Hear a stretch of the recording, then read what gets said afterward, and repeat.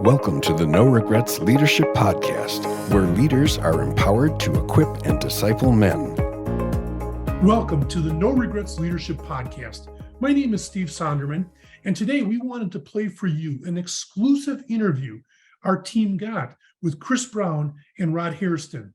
They're being interviewed by my co-host, Troy Thomas, and they discuss everything from the church and how the church has been impacted by COVID-19 to the ways ministry to men has changed over the last 3 years. Listening to this interview is like finding a gold mine in the world of ministry to men. So I hope you enjoy it. Things in the church have been a little challenging over the past few years. I think we can kind of throw that out as an understatement. Did I miss something? What challenges are you facing in kind of the post-COVID, post-pandemic era in the church? Chris, I'll start with you. Oh my goodness. Like, how are things different, change? It's a completely different road that you're on in ministry. And those that are saying, hey, we got to get back to, pre-COVID numbers or how we were doing ministry, I'm like, you're using the wrong language. Because if you get back to pre-COVID, that puts you on a road that doesn't exist anymore. Yeah. We didn't move back 3 years, or we didn't move back 5 steps on a road of ministry. We switched roads. And the sooner you can get and understand that, instead of trying to get back to where you were, I think the healthier you're going to be, because we're in a brand new, it was a game changer, just like 9/11. Yeah. 9/11 changed security, airport, everything from that moment. COVID did the same thing. We're not going back. You got to figure out, okay, this new road we're on, how do we play that game? Yeah. And that's what we're all trying to figure out. Yeah. Rod, how about you? I think before COVID, people were settled, right? So there's sort of the ability to predict, but now there is no predicting. Everything is an experiment. And I like what Chris said, right? Good. It's not back on the same road. It's a whole new road, but every stop, every turn is an experiment. And so I've been telling my team, right, let's just try. Yeah. Right? Let's try, because who knows what we're gonna find. Yeah. So I love the excitement of it, right? Because I'm an entrepreneur at heart. Yeah. And I like that we get to experiment, we get to try. But there's something else that's different. We've seen what we saw before COVID was, an early part of COVID was almost sort of like a soft apostasy, right? People just sort of tripping, just like leaving, just walking away from God. We're now seeing new people starting to seek God, right, at a different rate. And I think there's a new hunger in the land. That's good. Yeah. So just kind of follow up on that, Rod. So what types of things are you doing different, or like what's changed, what's stayed the same, what do you hold on to, what are you looking to? That's a great question. For me, I grew up in a very Pentecostal background, but most of my development spiritually was much more conservative. So for us, there's a new freedom, right, to express ourselves in worship, even with some of my Pentecostal flair. Yeah. Right. And so, and we're finding people are hungry for rich worship. They're hungry to encounter God. So that's one of the things that we're doing differently. Evangelism and discipleship are different, but they're not new, of course, right? Yeah. And so we're really trying to encourage our people to be about reaching their friends, right? That's not new, but I think there's a refocus on it. Yeah. Chris, how about you? What changes maybe have you made in structure or process or staffing or?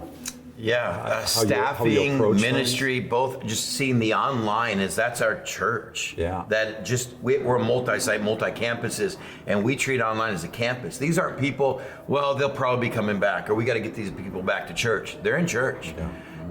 And you look at the shifts and trends that happened when it came to shopping online, movies. Last I looked, it was about 2 months ago, but only 49% of those that watch movies before COVID have gone back to the movie theater.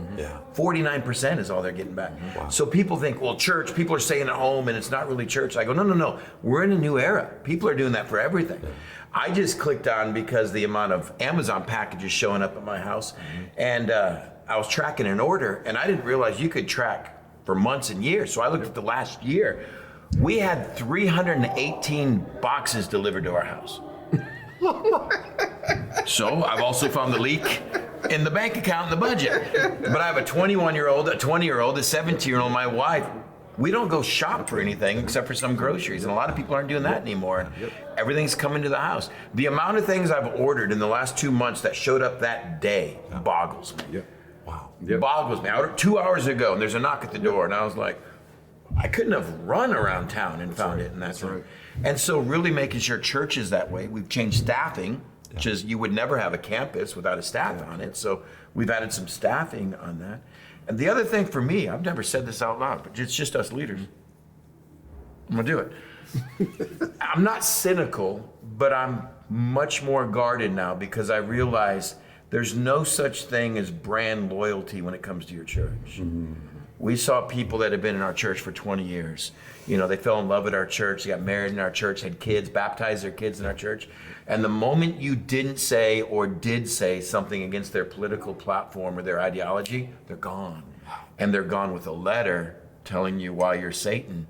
And I'm like, do you know how many hours we poured into your kids and youth ministry or your marriage? And I realized, because I used to think, man, these people are diehard North Coast. Man, these people, you'd hit them with the 2x4 every weekend. They're like, see you next weekend, Pastor. For a lot of families, you mention or didn't mention what they thought you should have as a pastor, and it's gone immediately. And so I've guarded my heart and just go, man, I love these people. But Chris, don't ever be surprised when you get the email and they're gone, no matter how long they've been here. So you better, I think more than ever, pastors have got to know, what is my pulpit for? And I'm fine if your church is incredibly political. I think we need political churches. I'm fine if your church is like, oh, we are as missional in this day and time. And you'd better know what it's for, and you better be clear about it. And you better tell people at your welcome dessert before they want to leave and have friends. So we do it right up front. Let me tell you 5 reasons why you're going to leave North Coast. And you need to know it right now. At our welcome desserts. And I'm like, go now, because I don't know you, I don't like you, you don't like me, it's easy. But if you do this a year from now, you're gonna have friends, I'm gonna like you, I'm gonna be hurt by your email, shoo. So those are things that for me, it changed just my heart and garden. So. Wow, big change. Let me try to kind of narrow this down a little bit to ministry of men. So these changes have impacted how we reach men, how we organize men, how we do ministry to men. I'm wondering, in your churches, what are you seeing in kind of your men, their context and what they're facing, their challenges, and how we can kind of connect with them as leaders in ministry to men? Rod? I'm finding men are slowly re-emerging. I think men took a bigger hit than anybody's talking about. I think they took a bigger hit than anybody's talking about. I think the loneliness, I think the things were so unpredictable for men. You know, we like to know what we're getting into, right? We want to get up in the morning, we want to shave, we're going to work, right? I think a lot of men struggled emotionally through the pandemic, but we don't talk about that. And so we're engaging them in that regard, right? Emotional health, physical health, right? Because they go together.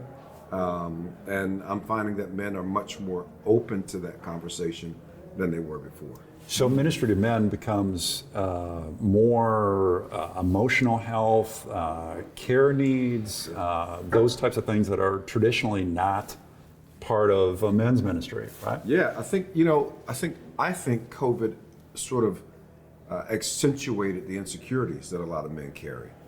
Right? So the job challenges, they're having to navigate new platforms, right, to connect with people. Again, I mentioned the loneliness, the tensions in the marriages at home. All this conflict that Chris mentioned, also the divisiveness, all the disunity. How to reach men in that condition, in that situation, how to come around them and let them know that they can communicate with the other side. They can be in community with the other side. Absolutely. And how to reflect Jesus in that. And because I think for so long we sort of rah-rahed men and told them, hey, let's go, let's get this done, right? I think just like our millennials and Gen Zers are kind of tired of the assumptions made about them and what they should do, I think men are in that place too. Like, hey, we're over here too, right? We have some needs too. And they're not screaming them. right? But they're whispering them, in my experience, right, at a level that they just want to kind of test the waters. Like, is anybody hearing me over here? Yeah, that's good.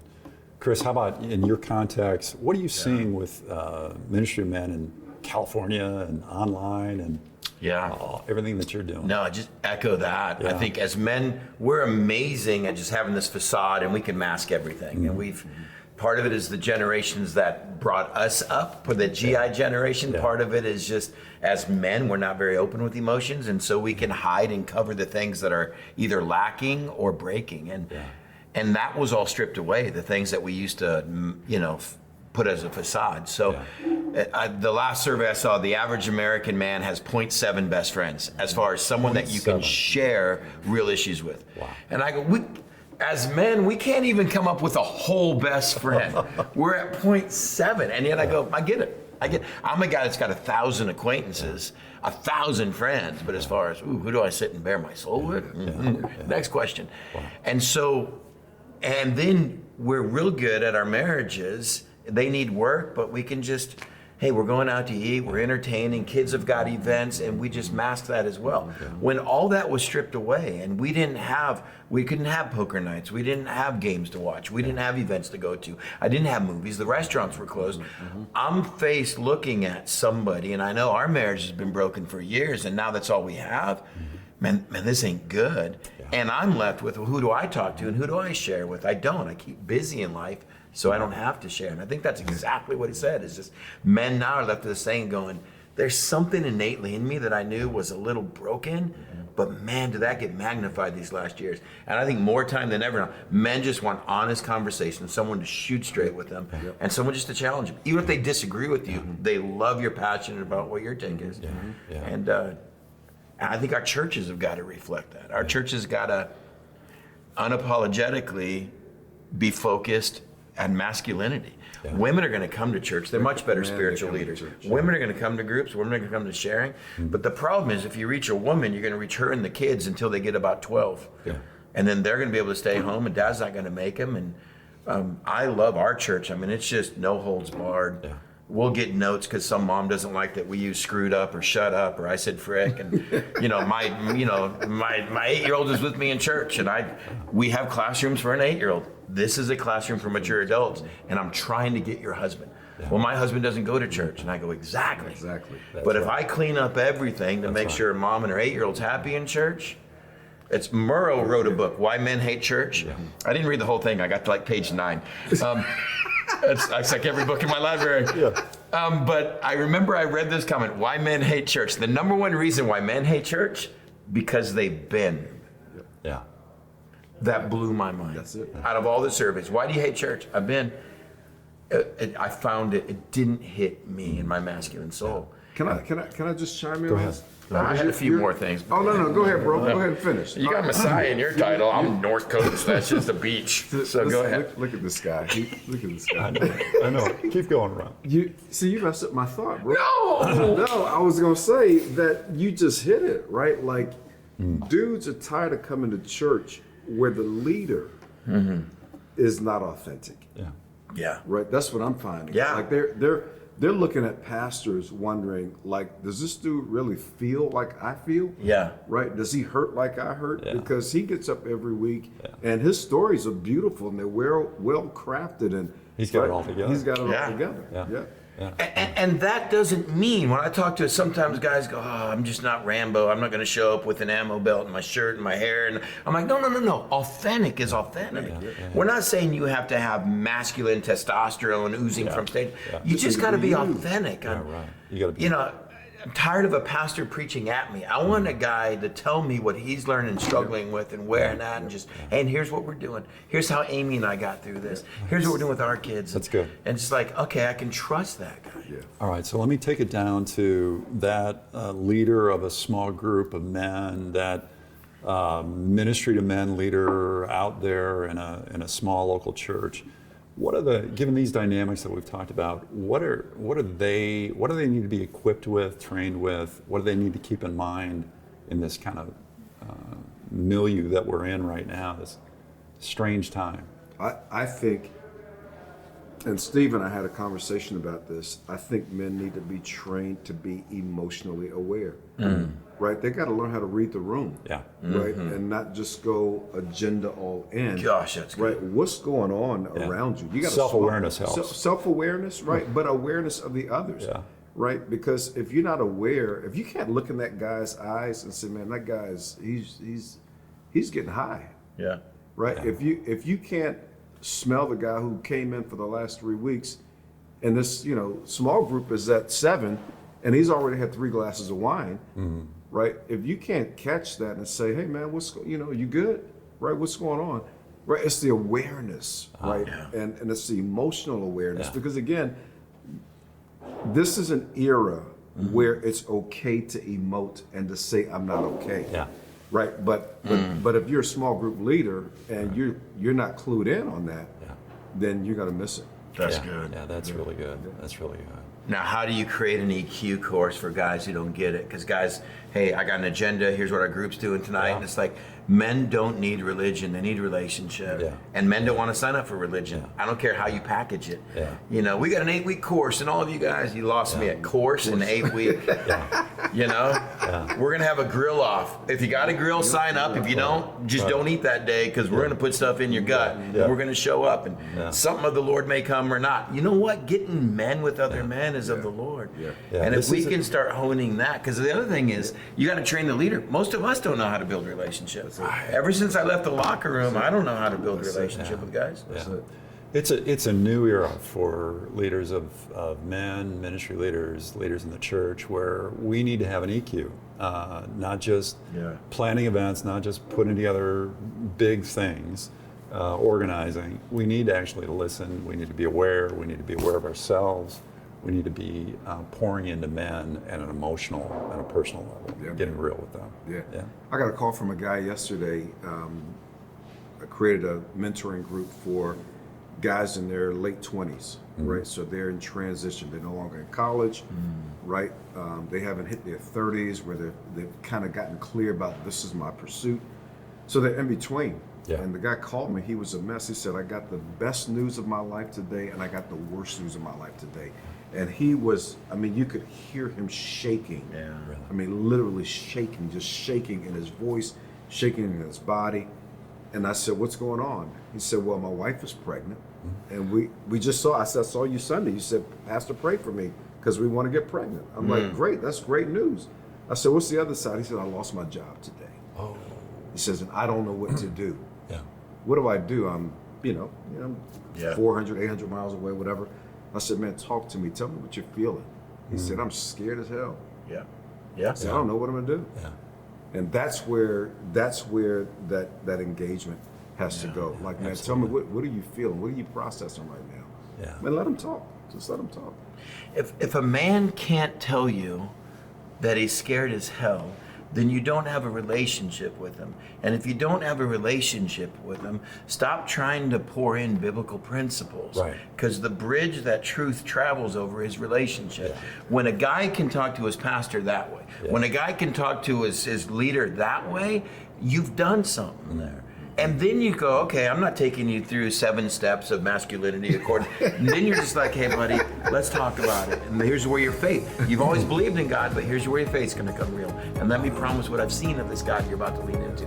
And see, that's where it happens. And that's, man, when that conversation happens, whatever we've been doing in the circle is right.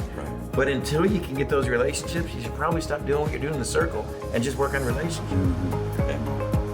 Thank you for joining the No Regrets Leadership Podcast. For more information and to access past recordings, please visit www.menwithnoregrets.org/podcast.